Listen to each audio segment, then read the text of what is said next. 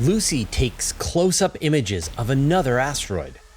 Why Mars has a lopsided magnetic field. Chinese engineers rescue a pair of satellites with gravitational slingshots and new hints about where Mars' carbon dioxide atmosphere went. And in our longer Space Bites Plus on Patreon, a proposed human mission to both Mars and the asteroid series. All this and more in this week's Space Bites.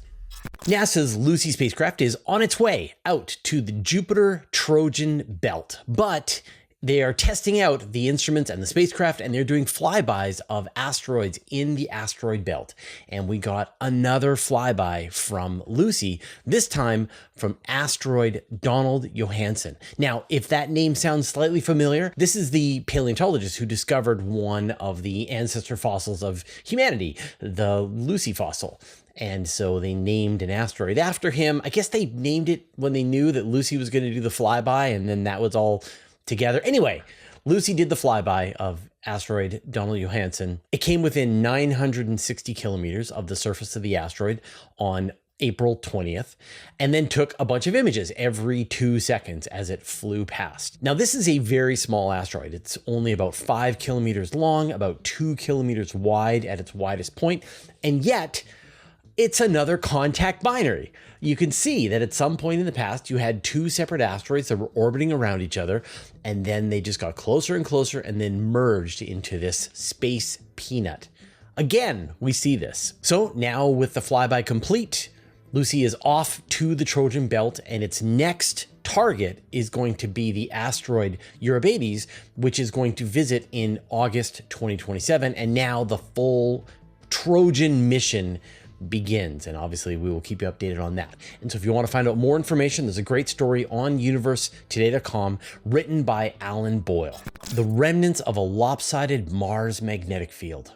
One of the big problems with Mars is that it lacks a global magnetic field. This is something that we have here on Earth, and it protects us from radiation coming from the sun as well as cosmic radiation.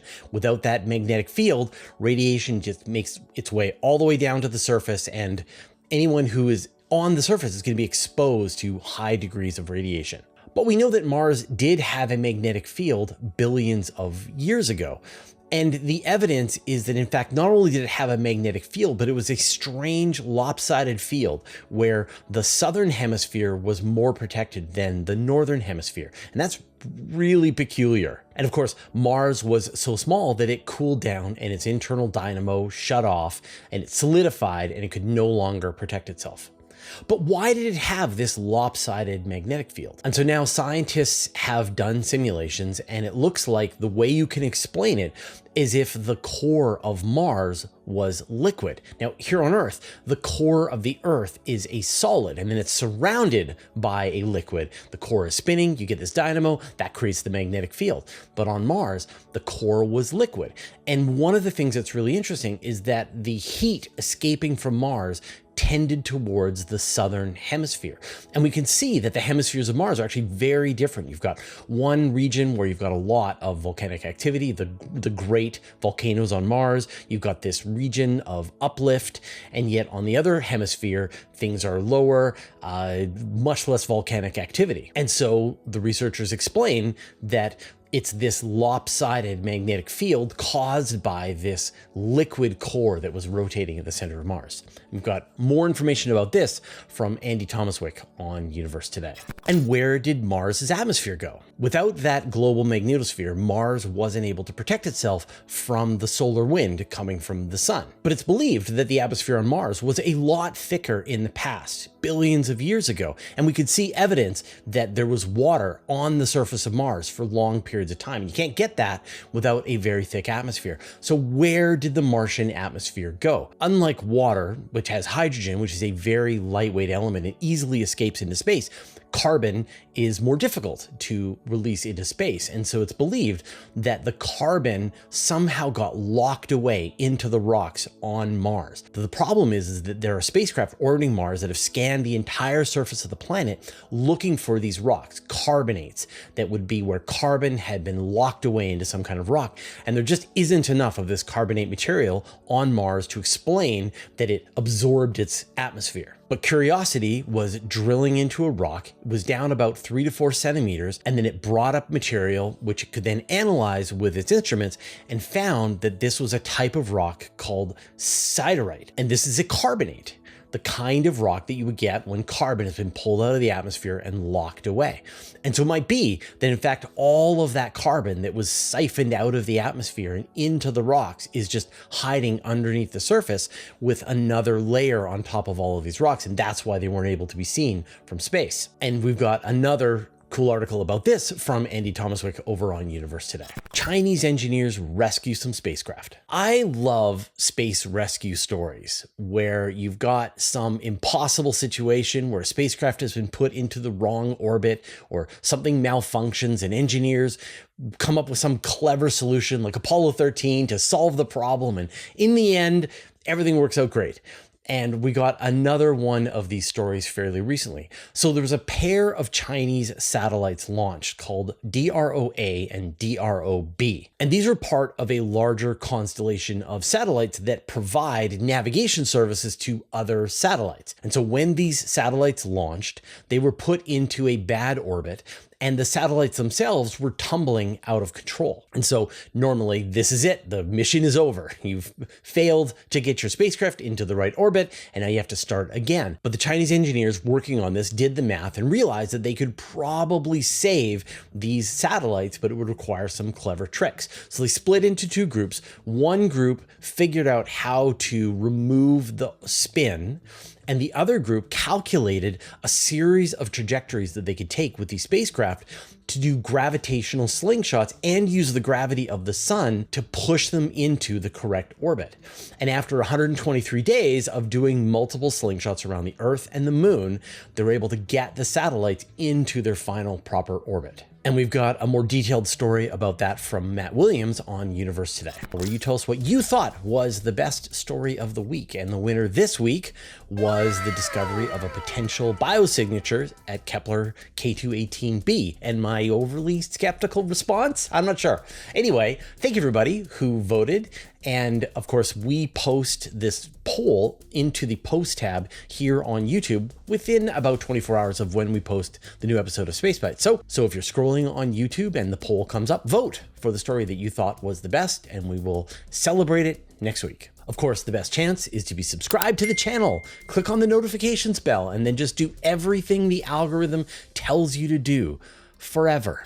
Bacteria that can mimic multicellular life. Now, while single cellular life has been around on Earth really as long as it could, the second Earth cooled down that life could exist, life did exist. But it wasn't until 1.2 billion years ago that we finally got multicellular life. And obviously, like, there had to be some series of evolutionary steps that went on to bring separate organisms together. And one of the main theories for how this happened is called the colonial theory. And what you get is a bunch of what were then identical bacteria huddling, hanging out together, and they started to gain some kind of evolutionary advantage by being part of a larger mass. And then some of them started to differentiate into different kinds of function and then use chemical signals to pass information back and forth to share resources among the colony. All multicellular life on Earth is derived from a common ancestor, but there is a type of bacteria that is doing this trick today. They're called magnetotactic bacteria, and they use the Earth's magnetic field to move around and to orient themselves. And they collect together into these large colonies of bacteria, and now they can't survive on their own without being in this colony. And so there's a new NASA-funded study that looks into what's going on in these colonies of these magnetotactic bacteria, and they find that they have slightly different genetic blueprints. They perform different functions as part of this colony. Although it's not actual multicellular life, it's a really interesting insight into how these kinds of life forms might have evolved. And we've got a great story about this from Evan Goff on Universe Today. A planet orbiting two brown dwarfs. Here in the solar system, all of the planets are arranged in this flat disk that surrounds the equator of the sun. Now, some of the planets are a little higher in their orbits, but roughly there is this flat plane extending out from the center of the sun, and all of the planets are in that. And as we have discovered more and more planets orbiting around other stars, we see the same thing. And this tells us about the evolution and how these planetary systems formed. You had this cloud of gas and dust that collapsed down, it spun up, it flattened out, and then you got the planets forming in this protoplanetary disk around the star. Okay, great. But now astronomers think they've found an example of a planet that is orbiting perpendicular, in other words, at a 90-degree angle to the equator of the stars in this system.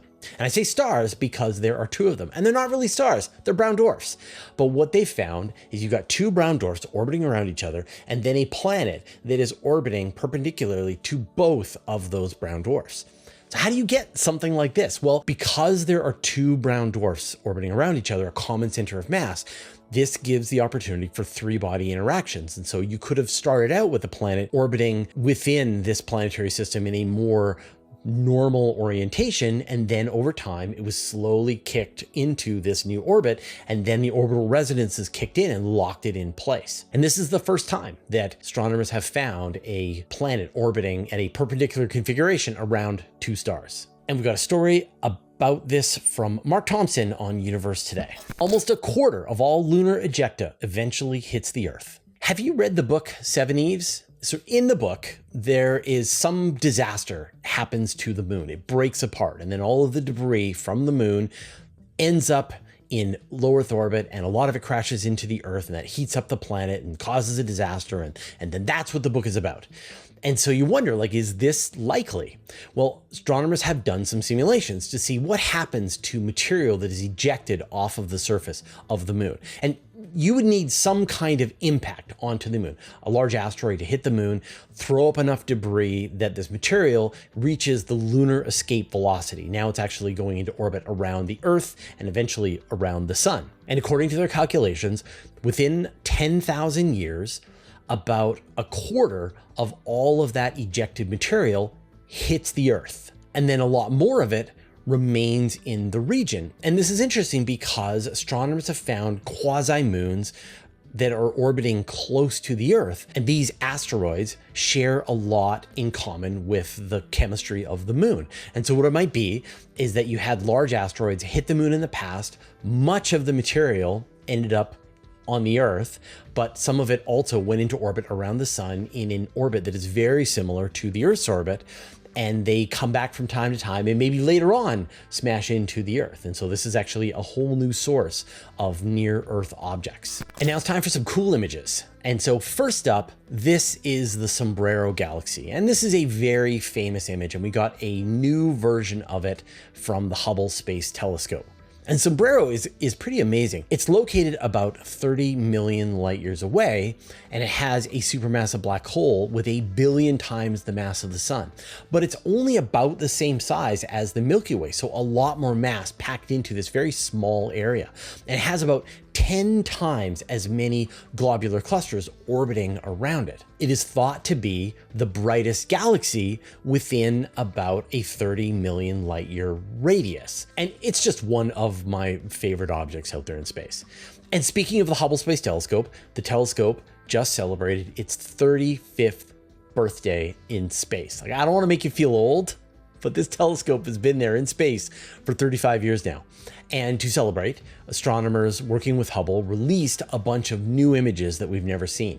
So first up, we've got an image of Mars that was taken by Hubble when it was at its closest to Earth back in December. Then we've got an image of just a small portion of the Rosette Nebula, and then the planetary nebula NGC 2899. And then finally, the spiral galaxy NGC 5335, which has this really bizarre bar right through the middle of the galaxy. And the final image that I want to share with you was actually just released today when I'm recording this.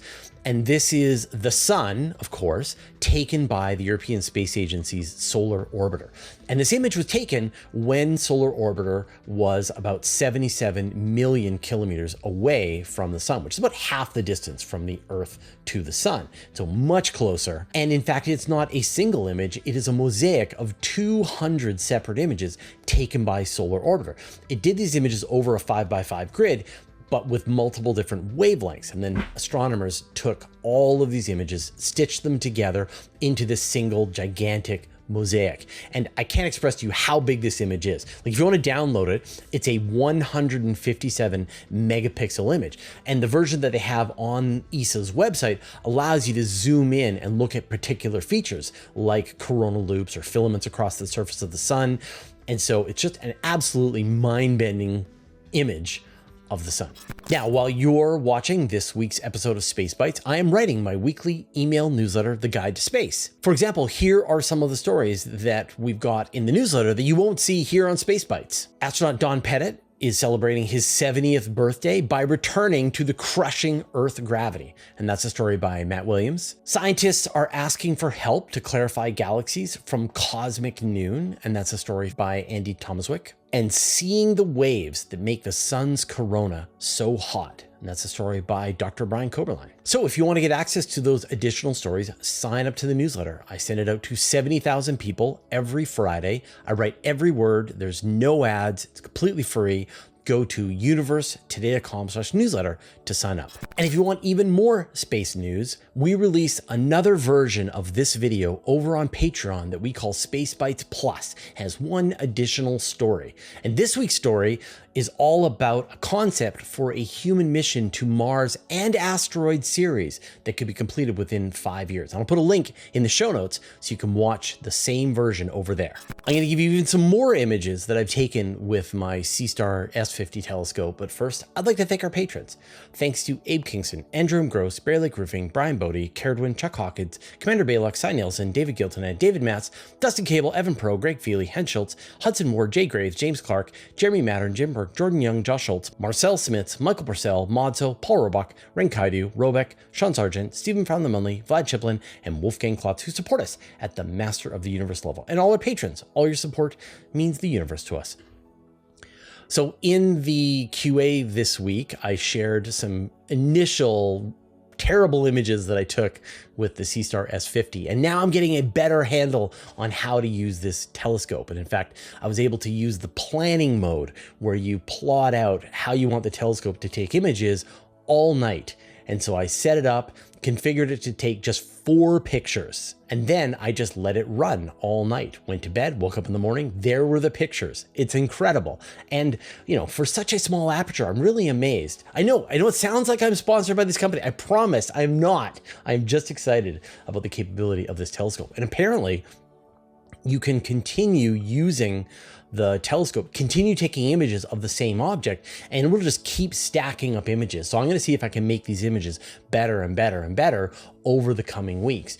And, you know, a lot of you have been wondering what's happening with the star parties that we're doing. And so the new plan is that we're probably going to be incorporating these sea stars into the star parties because they're actually really easy to use. So we've sort of gone back and come up with an entirely new way that we're going to do this. And I will keep you posted as soon as we're able to go live with that again. But probably within a couple of weeks, we'll be able to come back with a much more stable solution using this technological platform and our help from Starfront.